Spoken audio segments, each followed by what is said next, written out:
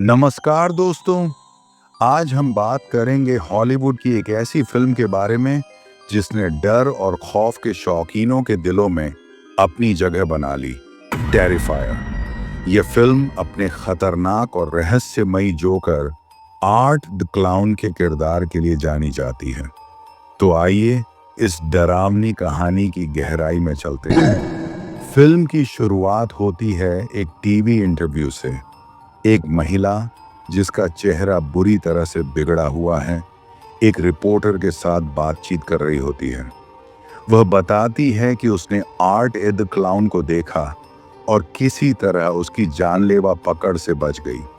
लेकिन जैसे ही इंटरव्यू खत्म होता है, वह महिला अचानक रिपोर्टर पर हमला कर देती है और उसे बेरहमी से मार डालती है।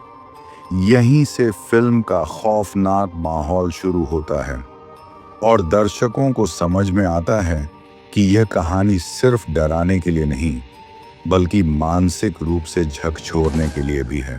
अब कहानी हैलोवीन की रात पर पहुंचती है। एक गंदे और अंधेरे कमरे में आर्ट क्लाउन खुद को तैयार कर रहा होता है। उसकी पहचान उसके सफेद चेहरे, डरावने मेकअप और अजीब हाव भाव से बनती है। फिर हम देखते हैं कि वह एक सुनसान गली में चल रहा होता है। उसकी चुप्पी और उसकी मौजूदगी ही इतना डरावना माहौल बना देती है कि लोग उसकी ओर देखने से भी डरने लगते हैं। यह पहला मौका है जब दर्शक महसूस करते हैं कि यह जोकर सिर्फ एक मजाकिया किरदार नहीं, बल्कि मौत का प्रतीक है। अब कहानी में दो मुख्य किरदार आते हैं, तारा और डॉन।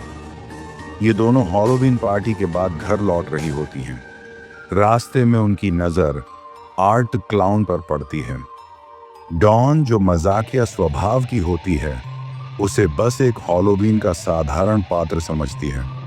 लेकिन तारा को फौरन महसूस होता है कि कुछ गड़बड़ है। दोनों एक छोटे से डाइनर में रुकती हैं। यहाँ आर्ट द क्लाउन भी आता है। वह तारा और डॉन को अजीब नजरों से घूरता है। वह एक भी शब्द नहीं बोलता, लेकिन उसके हाव भाव इतने डरावने होते हैं कि माहौल में डर घुल जाता है। डाइनर से निकलने के बाद तारा और डॉन अपनी गाड़ी की ओर जाती हैं, लेकिन गाड़ी का टायर पंचर हो चुका होता है। वे मदद के लिए पास की एक पुरानी इमारत में जाती हैं। यहीं से कहानी में डरावने मोड़ आने शुरू होते हैं। आर्ट द क्लाउन उनका पीछा करता है और उनके पीछे उस इमारत में घुस जाता है। सबसे पहले वह डॉन को किडनैप करता है। Believe what I just heard on the radio.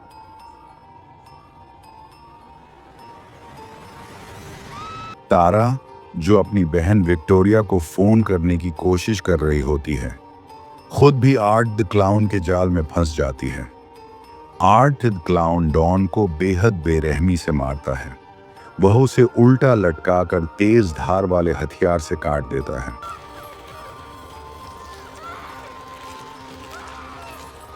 ये दृश्य इतना डरावना और खौफनाक है कि कमजोर दिल वाले इसे देखने से घबरा सकते हैं। तारा, जो डॉन को बचाने की कोशिश करती है, खुद भी आर्ट द क्लाउन के हत्यारे हाथों से बच नहीं पाती। वह उसे इमारत के कोनों में ढूंढता है और फिर बड़ी ही क्रूरता से उसकी जान ले लेता है।